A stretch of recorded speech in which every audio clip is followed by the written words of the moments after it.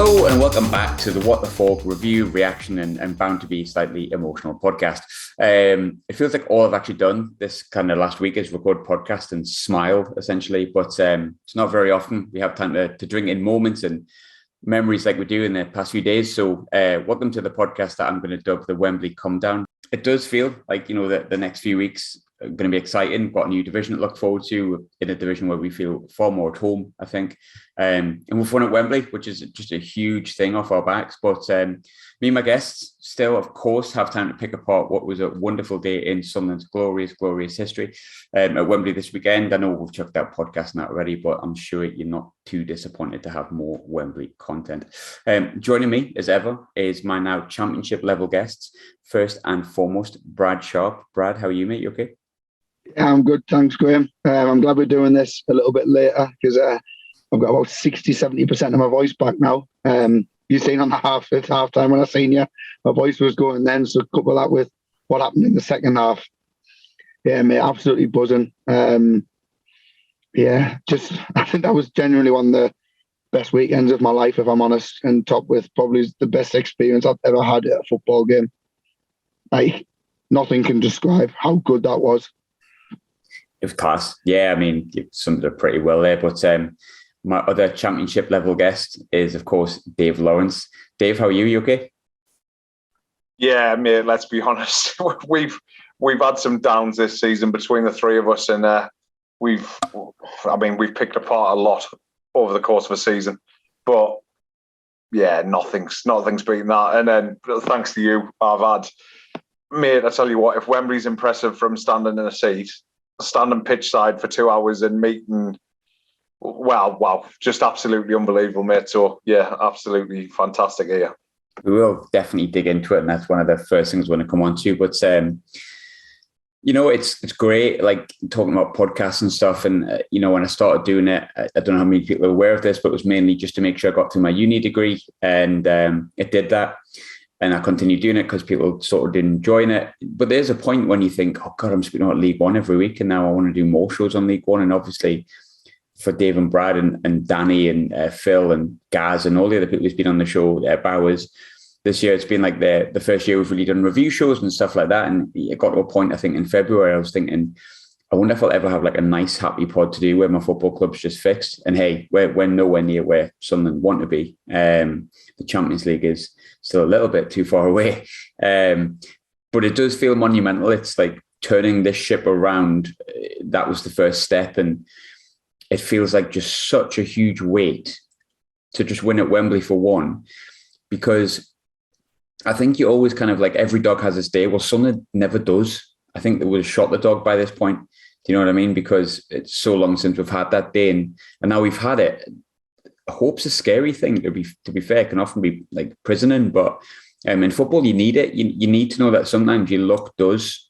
The sun does shine on you that day, and it has, and that's why I think it feels so good. It's not just something getting out of League One, because something getting out of League One's great. It's amazing, but we've had days of something getting out of the Championship. We've had days of something getting close to Europe, and unfortunately messing it up. But we've had much better moments in terms of stature than that. But turning around the boat of Sunderland and getting rid of a huge weight off our back of winning at a stadium that we never win at is, for a whole generation of Sunderland fans, and a generation on top probably, a massive, massive thing. Because scars remain for a long time, especially when the hunting ground's not a nice place. But I've gone on and ranted. I'm just happy, which is good.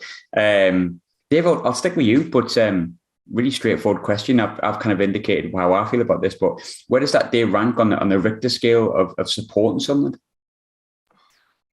Mate, just the weekend out in general was just phenomenal. Like, that's only the second time I've done Trafalgar Square the night before, and it was just epic. Just massive thanks to you. I know I put a massive sentimental tweet out yesterday, which you were drunk. I genuinely wasn't, to be fair. I was like, it was 4:45 or something like that in the morning, and I just couldn't switch off. Genuinely, you soppy bastard. I don't mind. I'm the oldest one in the group, so you're just gonna have to put up with my emotionalness, unfortunately. But yeah, just like the whole journey of meeting you guys through this and having people come up here and going, I thought I recognised your voice. And it's like, Jesus Christ. It's yeah, I mean, there's nothing soppy about that, that's for sure. Inside joke, sorry folks. Yeah, I'm saying a lot because I haven't got the words ready, but it's up there. It's absolutely up there with one of the best weekends following Sunderland ever. That goes back to the 92 FA Cup final, the 2014 League Cup final, getting promoted. I've definitely stood in the streets of Sunderland with an open top bus parade before when we've been promoted from the Championship, and it was brilliant. But I genuinely think that was up there. Yeah, just unbelievable. And then I've took a step back today because I came home and had a couple of other beers yesterday. So, and I've just sat back today and I thought, do you want to know something? West Sunderland and like Burnley, Norwich and Watford have come down. And am I scared of them? With Alex Neil in charge? I'm genuinely not. Now, it's amazing what football does, isn't it? Because if you'd have looked 7 months ago, I'd have probably told you we weren't going to get out of League One. And now, don't get me wrong, I don't think we're going to win the league. But do I think potentially we could finish 10th next year? Got every faith in it. If he keeps that front 4 or 5, adds in the depth that he's got, yeah, my expectations are through the roof to a degree. 9th place, I'd take that. Brad, I think on the days of supporting Sunderland, I think we've both touched on it there. We both had like on paper bigger moments in terms of like winning the Championship and under Roy Keane and stuff like that. But singular days, singular like weekends, that 24-hour period of Trafalgar Square in the night and then actually winning at Wembley and doing something. I mean, for you, how high does that rank on the Richter scale of supporting Sunderland, Brad? To a personal level, mate, I'd probably put that as number 1. And obviously, you've seen how Archie was there at the weekend. He loved it. So we talk when we talk to Sunderland fans like our age, I'm 30, he was mid-30s. We talk about these moments back when we were in school, not even teenagers, and why we fell in love with the club. And the amount of kids that we'd seen there with their dads when we were them kids one day, and we still talking about them moments years in the future. That day there is going to be something that they're going to tell their children about, and they're going to do on their podcast in years to come, because that is like you've already said, it feels like the ship's turned, and now we're not speaking too soon because we don't know what will happen next season, but we've finally had that moment of the club, the fan base, young and old, everyone pulling in the same direction. And hopefully that's now the stepping stone for the next generation to get behind the club. So for that reason, like I say, I put on social media about Archie walking in Wembley for the first time, and his face was unbelievable. He said to me on the way back, that was the best weekend of his life. And even that from like your 10-year-old, and that's all you want really when you take your sons to when you take your children to the game, when you start getting them involved in it all. Sorry, you can tell my voice is still bad. You want to know that they're going to love the club as much as you do. And I think days like that, weekends like that, ensures the next generation do follow on from when the three of us are 50-year-olds can't be bothered. We know that the next generation are going to be doing it, and we can just sit there and listen to their podcasts in the future. That's the sort of feeling and like the sense I've got, just solely based on that one weekend. So, yeah, we've had better days. We've had more, I would say, as a club, probably higher highs, being on like a different level. But for me, mate, number 1, and that's because I feel like the club has got a future now. Whereas in recent history, I've felt like we're going to lose fans, but now it's amazing. I think that's why the weekend was so big as well. I think that's a really, really valid point. Was like there was a lot of chat about people saying, "Oh, people have never been to Wembley and they come on flat." And the guy next to me said, "He went, mate, I genuinely haven't been in League One." And I know that's going to annoy people. I know that is because they're going to think, "Well, where were they before? They don't deserve that. That's not support." but the club does need a cycle of fans that want to be enticed to come back. There'll be young fans like Archie. Say if Archie does a podcast or whatever it is, a space podcast when we're landing on the moon by that point, and playing football games solely in Qatar. He will talk about that moment. And I was like, I mean, how old's Archie, Brad? Nearly 11. He's 11 in June. If you go back to the podcast we did last week, when we were chatting about the memories we had, they were all around 10, 11. And like when I mean, the way you remember things are never as good as you think they were, and the way that you remember things that were bad are never as bad as you thought they actually were in the time. However, they are in your mind. Like when I look back at the Phillips and the Summerby years, they were amazing. And I remember never like being angry getting beat, but we did get beat. We, never got to Euro. We finished 7th just for 2 years in a row. But to me, it feels like the greatest time I ever followed football. But that was because it was the moment I fell in love with it. And there'll be people in that crowd that have either gone away from the football club and came back to it. And I know people think you should support the club forevermore. And I'm like that. Like I cannot turn me back on something no matter what I do. But there is people that have got other things and they came back for that weekend. There was definitely people in that crowd that came back for that weekend and enjoyed it. And there's people that I've seen online say, I've gotten a season ticket. I haven't had one for X many years. And you can call it glory hunt and call it what you want.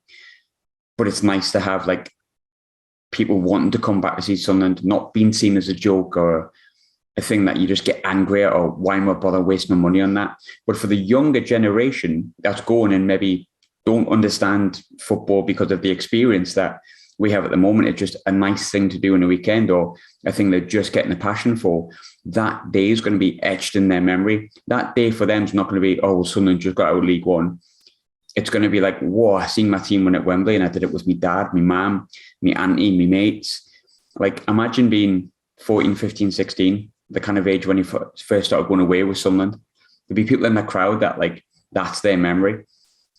I mean, we did a full pod on Wembley memories and not one of them included a win, and yet we still remember them because they were so special, those moments of scoring at essentially probably the most famous ground in the world. But these people, these young kids, these people who maybe have just gotten their first football game or been dragged along by a mate, whoever it may be, they've seen something and it's evidently taken their breath away. There's people outside of Sunderland that have gone, what was that?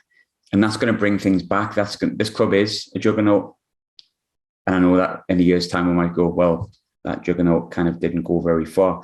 There's every bit of a chance of that, but it feels like a positive momentum. And Saturday was like for me, not just a good day, a symbol of something the entire weekend. And I think that's why we wanted to do another podcast where we're kind of trying to come out of the clouds.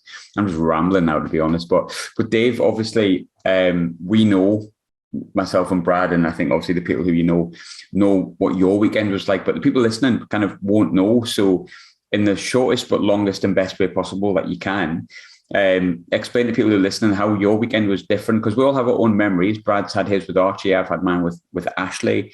We've all exercised our own demons, but you had a particularly wonderful day. Explain how it happened, what happened, and why it was even extra special for you. Yeah, I mean, so basically before, obviously me not being a season ticket holder and living a good 4 hours down south, unfortunately, it was always going to be quite difficult for me to get tickets. So me and my family booked hospitality as soon as it became available.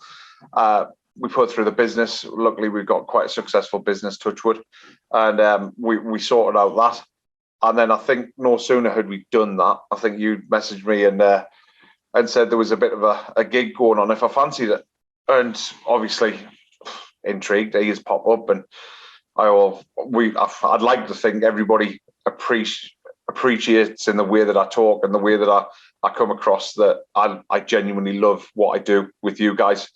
I've done a few other podcasts as well, and I just genuinely love it. It's I guess for me, not living in the heartbeat of Sunderland, this is my way of keeping in touch with it 24/7. I get to talk about with people who are on a similar level to me, and that's brilliant. I can talk with someone down here who's a Cheltenham fan and with the greatest will in the world.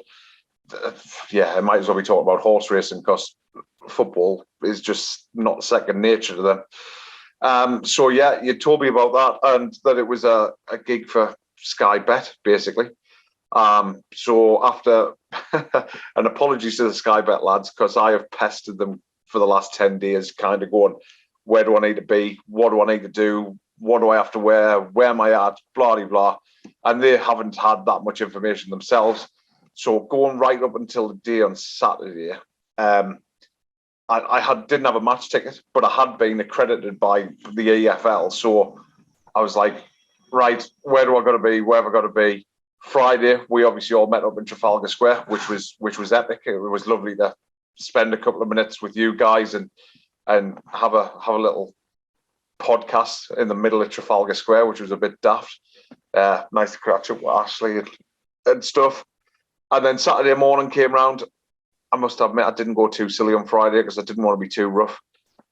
And we got to Wembley. I met my folks off the train because I'd stayed Friday. My dad got off the train with me nephew, my nephew's 6-year-old. So talking about that, what you were just saying about kids at that age, and by all accounts, because I wasn't in the same part of the ground as him, 15 minutes in, he was a little bit scared, a little bit. The noise and stuff was absolutely mental. And then by the end of it, he's dancing, he's jumping about, and it's just what it's all about, you know. So I met them, and we got to Wembley steps, and here's a bloke wearing a blue suit. And he said, "Excuse me, mate, you couldn't take a picture for us, me and the kids and the wife." It's like, yeah, of course. So snapped a picture. I said, "Tell you what, you look as though you might be able to help. I'm commentating for Sky Bet later. I don't suppose you could point us in the right direction." And he goes, "Come with me." And anyway, big shout out to this bloke, Alex, who was head of the EFL of all things. So he gets me into the ground. He shows me where the coaches come in. And I basically stood for 2 hours pitch side, just looking up in awe, kind of going, what on earth is this? It's impressive from the ball when you stood in a seat and taking it all in. Standing down there and seeing people, I had a chat with David Prutton. I had a chat with Danny and Frankie for a good 45 minutes. Danny Collins, I've got all the time in the world for him. We were just talking away.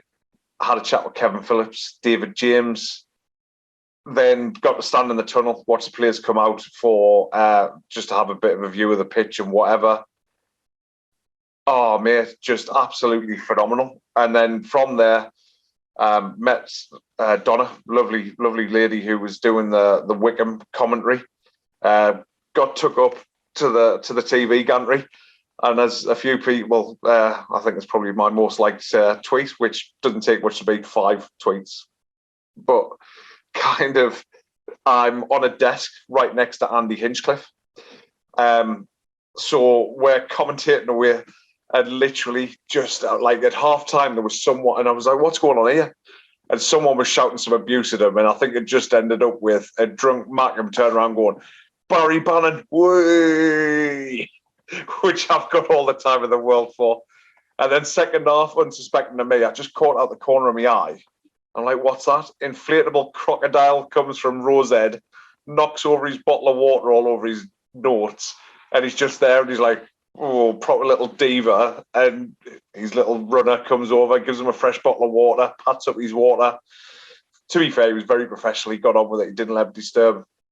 But yeah, there will be a video out at some point with me on a GoPro, I think, so I'm not looking forward to that. But I guarantee you, I started off trying to be, and I tell you what, one thing I'm impressed with, I didn't swear once. Not once in the whole thing did I swear, which I'm proud of myself.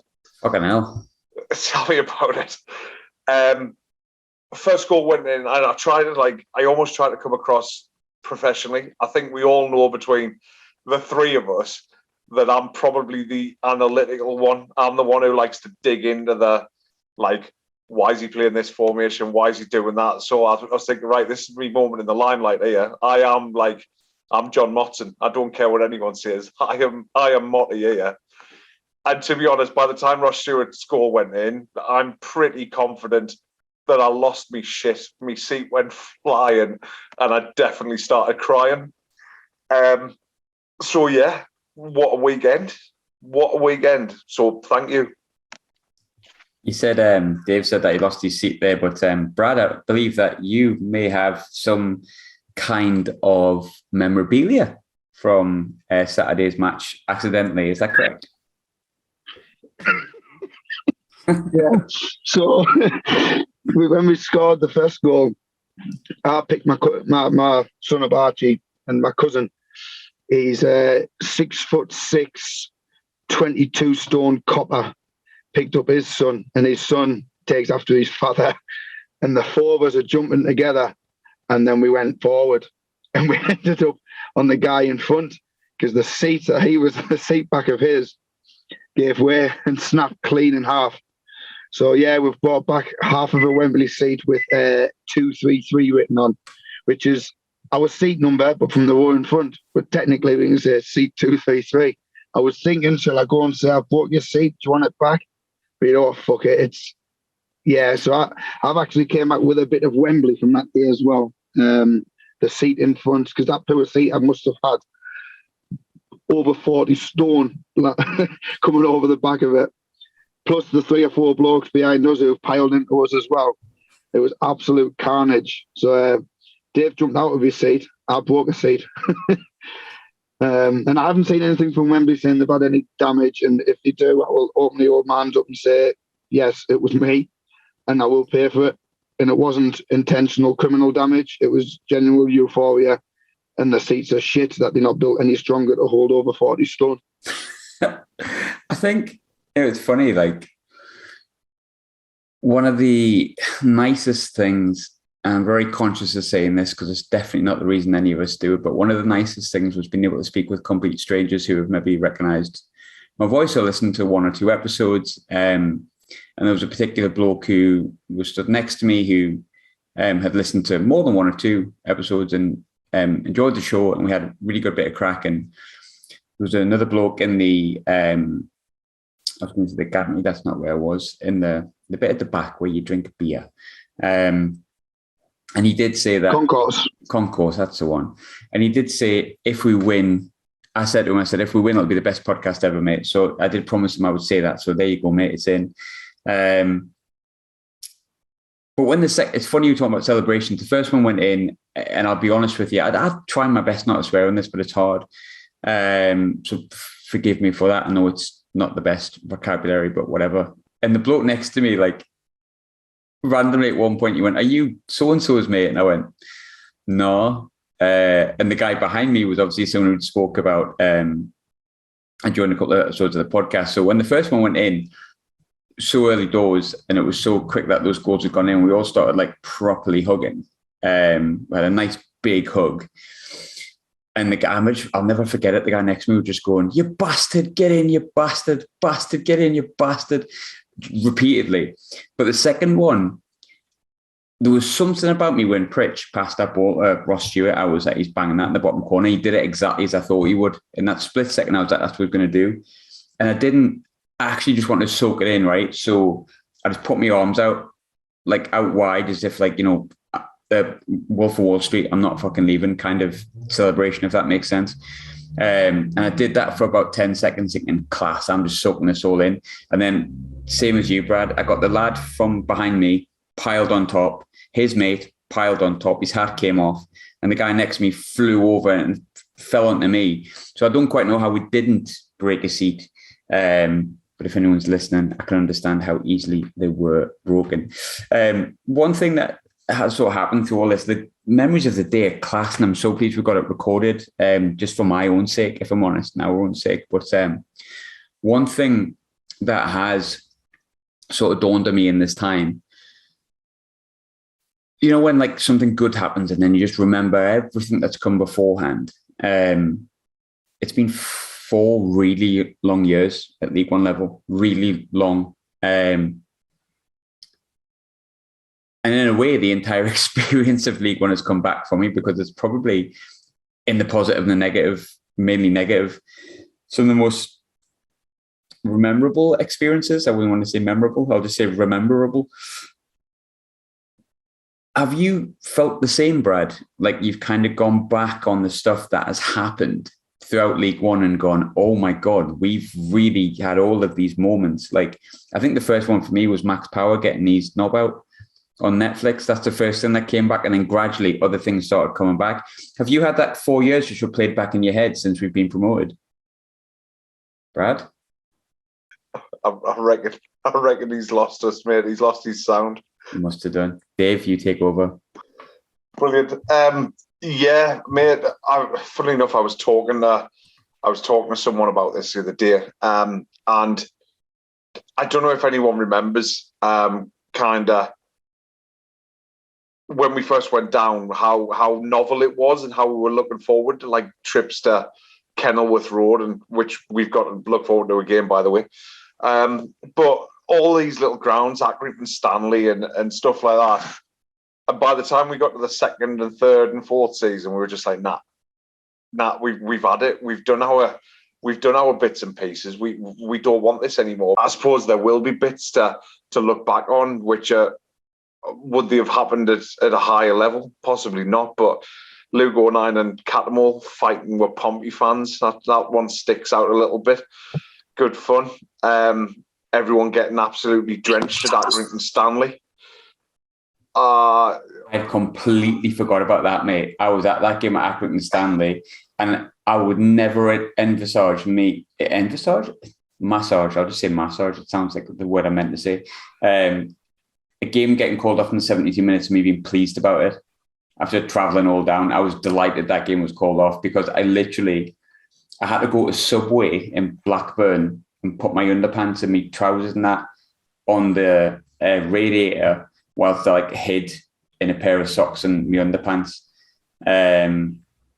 Actually, I don't even think I was in my underpants. I think I just hid in the disabled bogs until my clothes dried up a bit because I was literally soaked through. It was one of the worst yet most memorable experiences I've ever had. But sorry, Dave, I forgot that even happened. No, mate, it's yeah. I mean, that's what it's all about, isn't it? That's genuinely like there is going to be bits that people remember and kind of forget about, and that's the great thing about it. But yeah, there's been there's been some good memories, I suppose. I remember there's plenty of loads of little things that have happened, and kind of, I suppose what it has done is not the diehards and the daft lads who have kind of put up with it. It's made when something's happened a little bit more special, or on the negative side, a little bit more of a downer. So it's kind of like, yeah, fuck it, we won at Wembley. I don't care, mate. I don't know what I'm talking about anymore. We won at Wembley. How are the lads? We're going to split it into a two-parter. We try to keep our podcast short and sweet, like half an hour, 40 minutes, but there's just me point. What we want to do, I know we're kind of happy we're out of it, but let's, I don't know if the word celebrate is the right thing, but we're going to go back a little bit through, obviously, more of the day at Wembley for 20 minutes or so. Also sort of the pain and also the hilarity of League One and what's gone through it. And maybe when you come back in part two, we're going to have a wee chat about our spell in League One, which hopefully we'll never have to sort of relive, because it has been in many ways hilarious and ridiculously memorable for all of the wrong reasons up until Saturday. But I hope you enjoyed part one. We have. If you haven't, then fair enough, that's fine. We have enjoyed talking about Wembley. We could speak about it on a podcast per day. We can do that as well if you want to. But we're going to come back for part two, chat a little bit about League One and the daftness of it all, and then go back to Wembley to end up on the nice memories and kind of go through a little bit of Saturday and what that meant. But thanks for tuning in. You've asked for the death metal interlude to come back. We had a few people who wanted that back, so I will put it back in. I haven't decided what it is yet, but I'll make sure it's disgusting, dirty, and very, very heavy.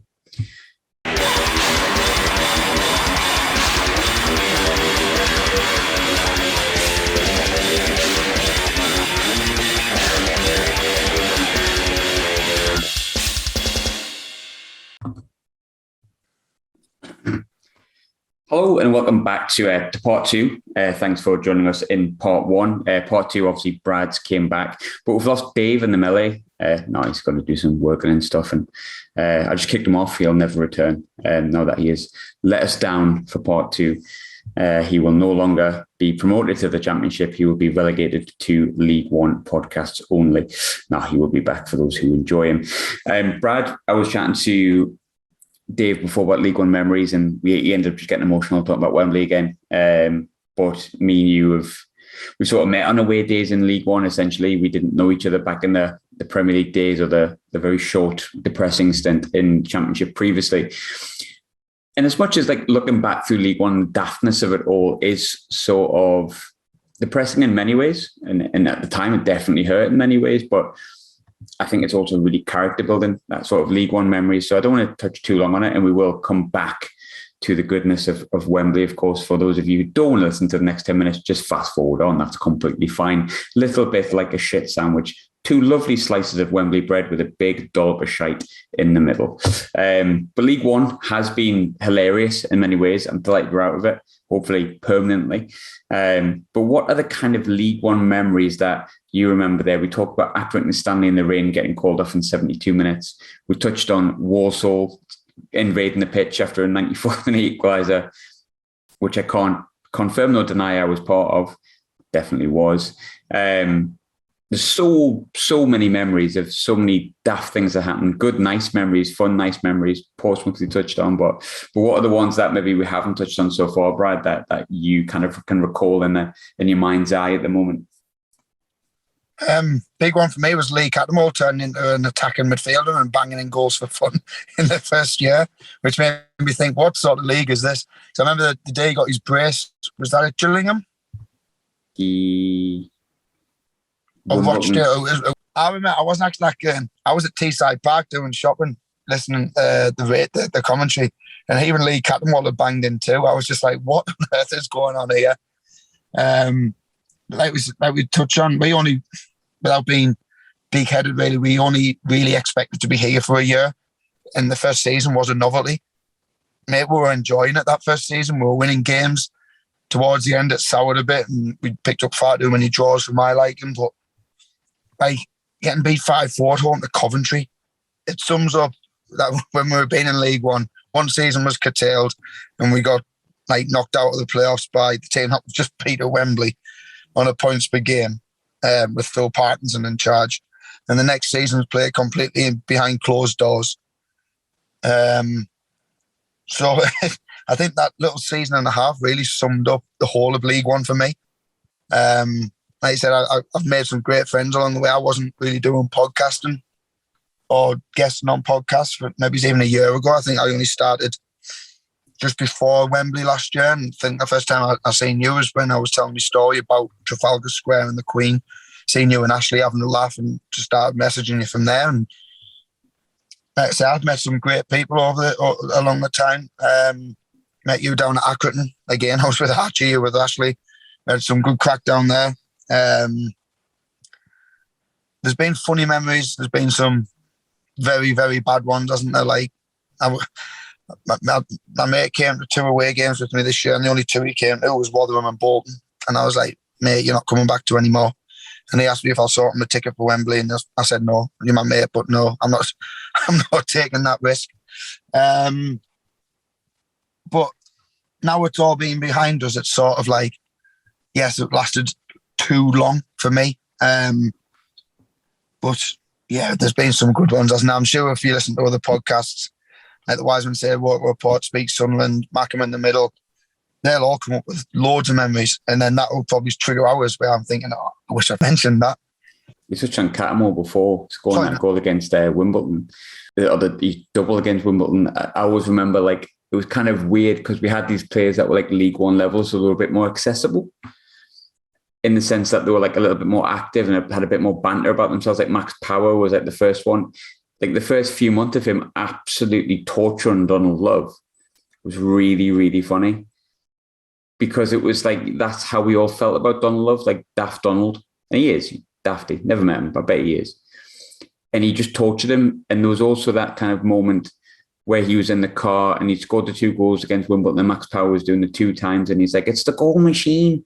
And it was funny. Like that was like daft a bit at the time. And like, obviously, 09 getting shoved over the bollards at Pompey in hindsight's hilarious. Brett Pittman shouting at the ball boy in the same game, who was like 12-year-old. Like, it was just like, Brett Pittman doesn't even look like a footballer, still doesn't. I mean, I don't either, but he gets paid for being in professional football and he looks like a bricklayer. Not that I judge, he can do what he wants. Things like Parky coming out and saying he would have been happy with a draw at Gillingham. Then me going down to Gillingham, travelling on a 5 o'clock bus with the Jarrah branch, and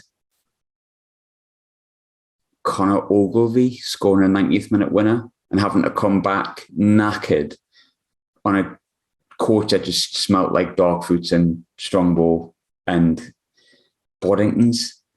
After seeing us get beat 1-0 off Gillingham was like, and this was around the time when I was trying to impress Ashley.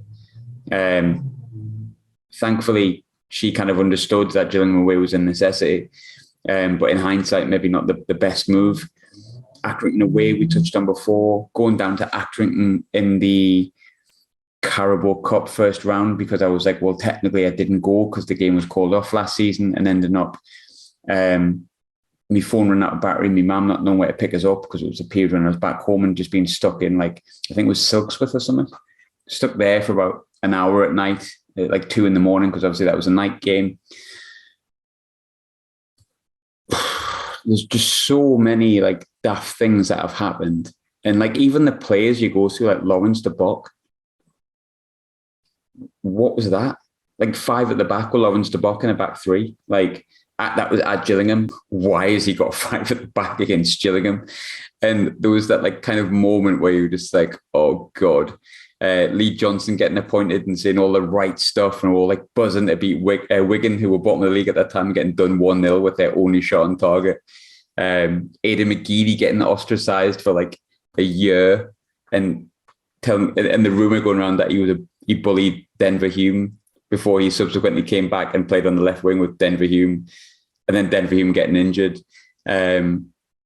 Lee Burge cannoning the ball off Brennan Johnson for Lincoln's second in the playoff semi-final, and trying to convince ourselves that we might just win the second leg, and then subsequently going 2-0 up, including Charlie White missing a wide open goal after rounding the keeper, I think.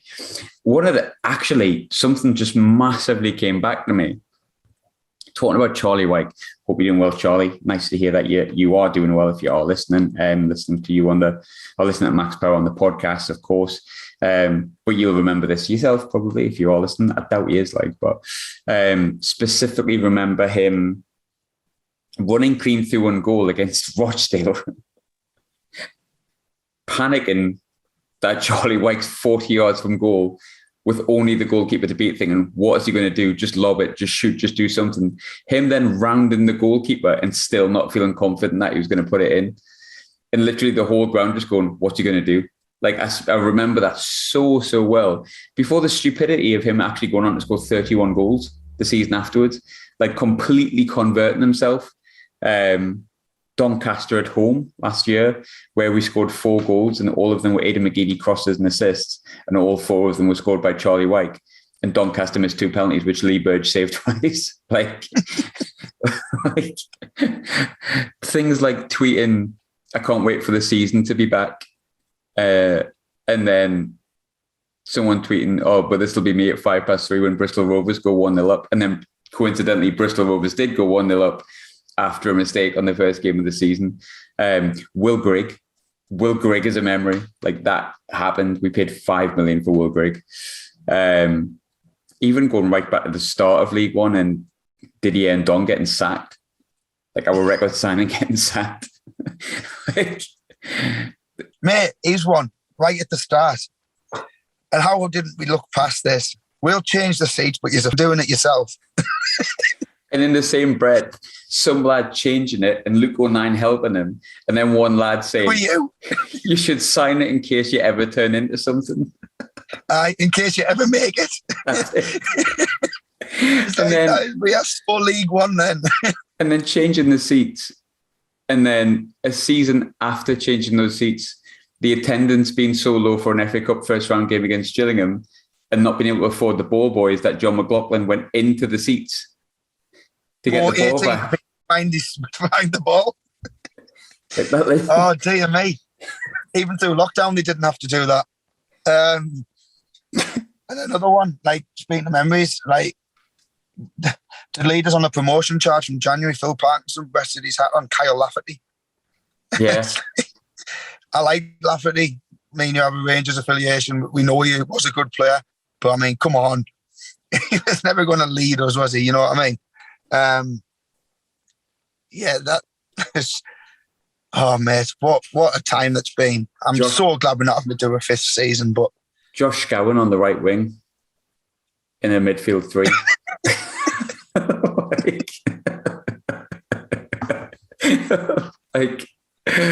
what are the other stupid things that have happened? Like, I suppose I'll get shot for this because everyone knows I technically love him in a weird way, but George Dobson being like seen as a very positive signing because he was young and captain Walsall, and we all like convinced ourselves that this was a positive. Like, yes, we should be signing the captain of Walsall. That's a really good positive sign. And he was rubbish, absolutely rubbish. Sorry, George, you're doing fine for Charlton. I'm sure you don't mind me saying that. Sometimes clubs don't work out, but I mean things like Will Grigg. Like Remy Matthews couldn't get a game for us, and he's just went and signed, and then he goes and signs for Crystal Palace for a season. Just Remy Matthews, isn't it? Just Remy Matthews. Like, how? Just Remy Matthews in general. One that stuck out to me just there was Blackpool at home. Everyone and Lewis, who some of you might remember, used to write for Wise Men Say. I remember this so well. First season, everyone's buzzing about Will Grigg signing, home debut.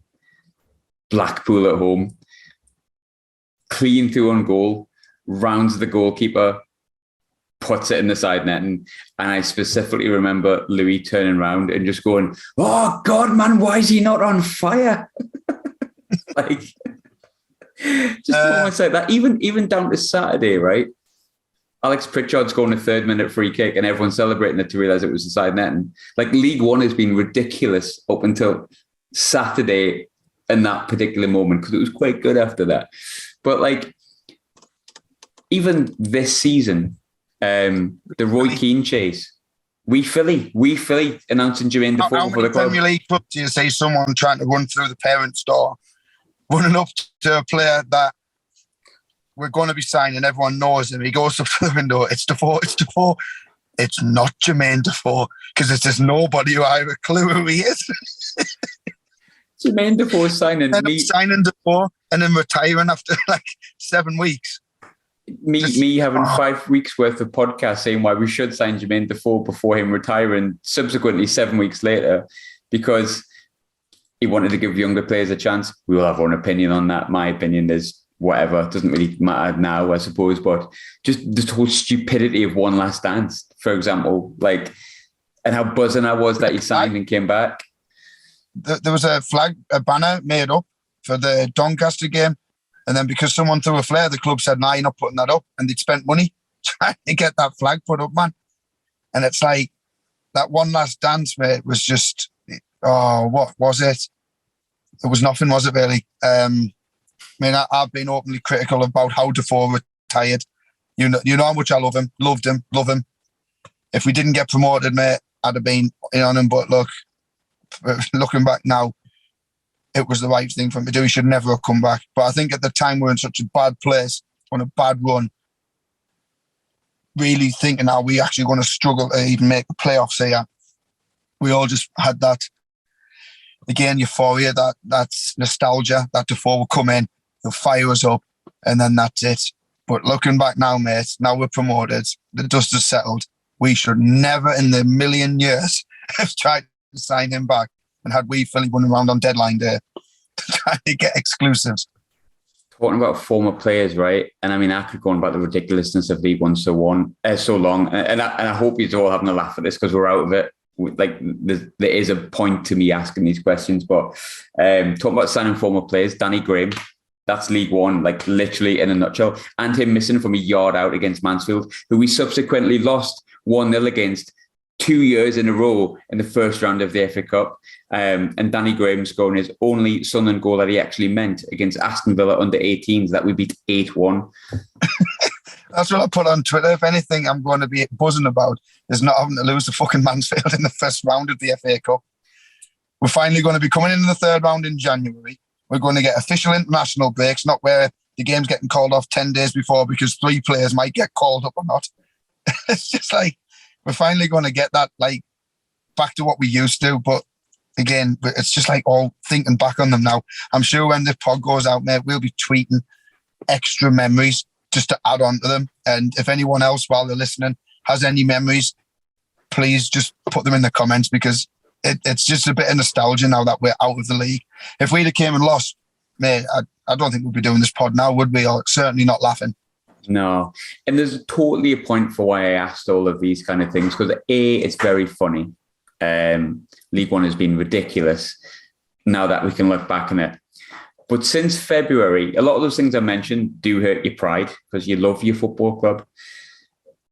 And you can listen back to it, I wanted Johnson gone, I wanted Defoe in, and I wanted Keane to come in. And I'm sure I'm not the only one. I was all right with Alex Neil. I thought, yeah, not bad. But that man, going back to Wembley, that man has created so much pride back in your football club just by being honest and good at his job and answering questions like a Sunderland manager should. And he's got us up, and he's been here 3 months, and he's been the best manager we've had at this level by far. And I'm sure, touch wood, he'll be here a lot longer. He said he wants to be here. And if anyone in that board thinks he shouldn't be here, they want absolutely kicking right directly up the arse. Bilal Moshni style, if you don't know what that is, Google it. It's very funny. But that was why Saturday was so special. And that's why since February it's been so special. The pride was completely ripped out of this football club. The arse was literally, the arse was gone from it. The pride, the history, everything was on the verge of, we didn't even want to do a review podcast. And that was after the MK Dons game, which is when Alex Neil was in charge, because we were so sad about what we thought the football club had become. For him to galvanise it, and the players deserve credit for this as well, absolutely, to the point where we got on Saturday, and the first part of that podcast we all spoke about. I mean, it just goes to show you how much Saturday, for me, and I don't know about you, but how much does Saturday wipe away all the pain and that hurt from not just the past 4 seasons, Brad, the past 6 seasons. We got double relegated and had 4 seasons in League One. How much does Saturday wipe away all of that in Alex Neil's job and the job that he's done?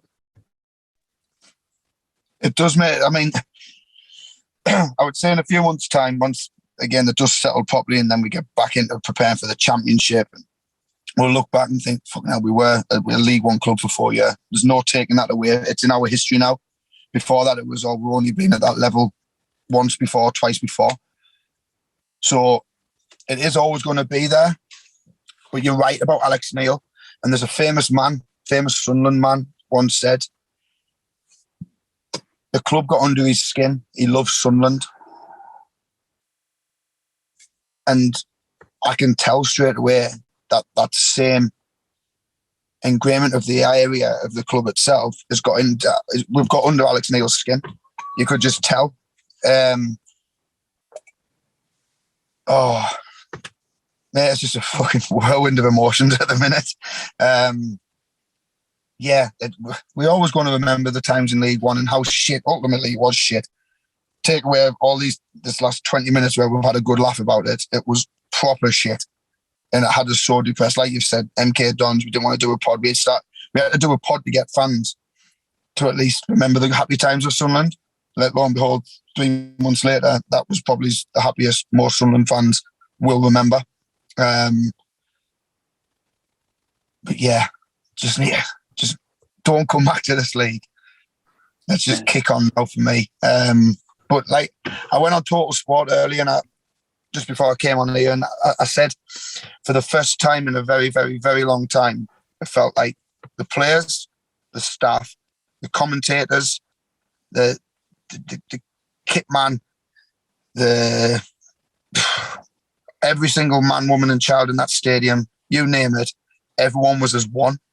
And that's the first time I've felt that You could say maybe it's the Sam Allardyce versus Chelsea or Everton. You could maybe go back to that, but that for a different reason, on a different scale, for the sheer amount of people that were there.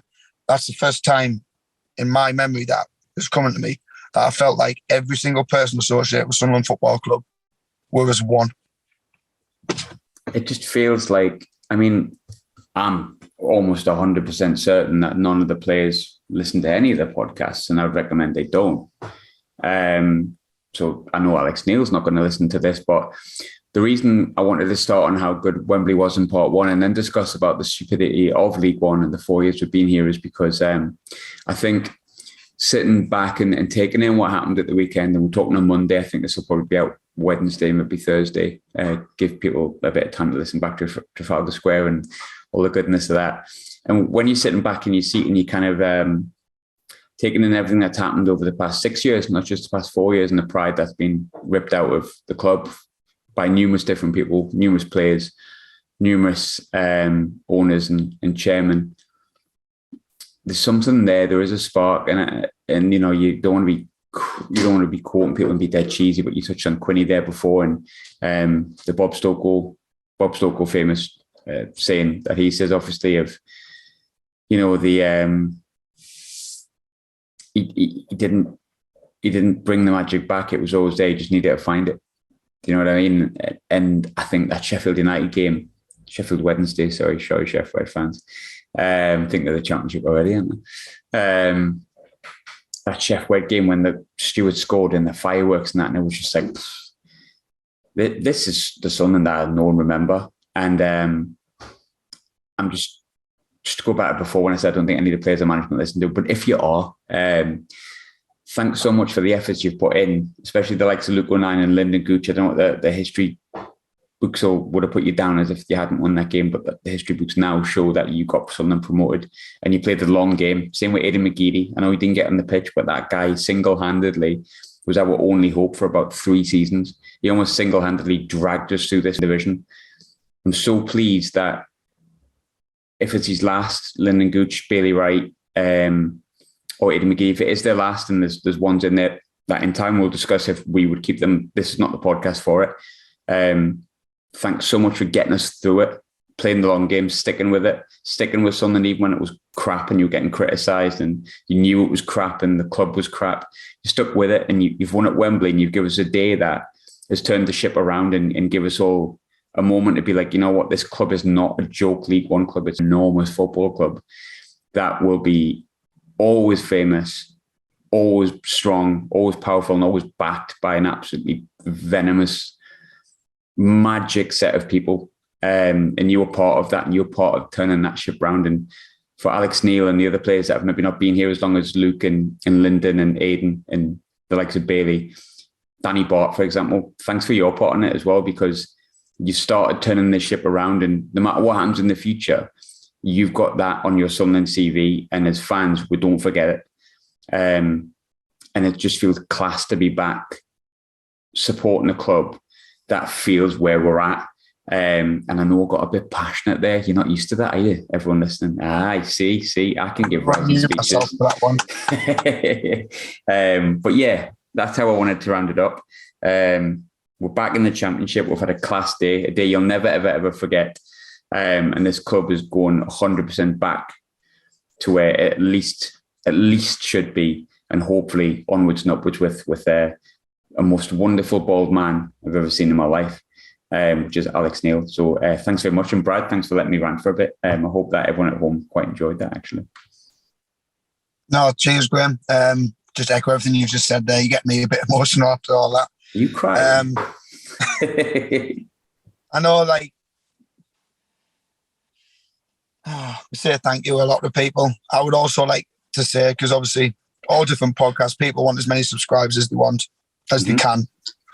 I want to thank the lads over at Wiseman, Vocal Report, yourself especially, all the different fanzines, SAFC, Fan TV, Fans React, everyone, for even when it was down in the dumps, for continuing to put out content to allow Sunderland fans to at least have something to listen to. And yeah, just for them to voice the way the fans were feeling. I hope that we've done it over the season as well. And I hope that in the Championship we'll have many more. We're going to have ups, we're going to have some downs. But it's great for me to be just guesting on with you, Graham. I've loved every minute of it. And and I'll just echo what you say. Thank you to the club. And it finally feels like I do have the club back that I fell in love with. Mm-hmm. Let's just go in the Championship, son. Let's just go in the Championship. We're not a Championship podcast. We're a Championship club. Let's go and win it. I'll let you into something. I've already booked 4 weekends in May next year in London on them free cancellations, just in case we get into a playoff situation. Because I've done it quite early for this one. I think it might be an omen because the other times we got to Wembley, it was a spur of the moment. First year we went down in the camper van against Portsmouth and stayed in Barnet in the pub car park. She said we can use it as long as we go and drink in his pub. That was like on a whim, and then the Charlton one was last minute. So this one I booked early, so I've already booked next year, and I hope it's a good omen as well. Fingers crossed. And it's so nice to just chat about positivity, but before we all end up crying collectively in a positive way. Thanks for joining me, Brad. I hope everyone's enjoyed listening to it. I think this will probably be the end of the Wembley stuff, and then we might dig into a few former player interviews. We might have a look back over the season where we mash it all together. I just need to find time to do that. That takes a hell of a lot of work, but I'm going to do it. Don't worry. And then when we come back, it'll be a Championship preview show, a Championship review show, and hopefully a really successful season and a really successful period in Sunderland's history. But Brad, thanks for joining me for the final Wembley preview. Wembley show. Preview. What the final chat about Wembley? The final League One podcast. The final League One podcast. Touch wood, hopefully. Thanks very much, Brad. Cheers. Pleasure.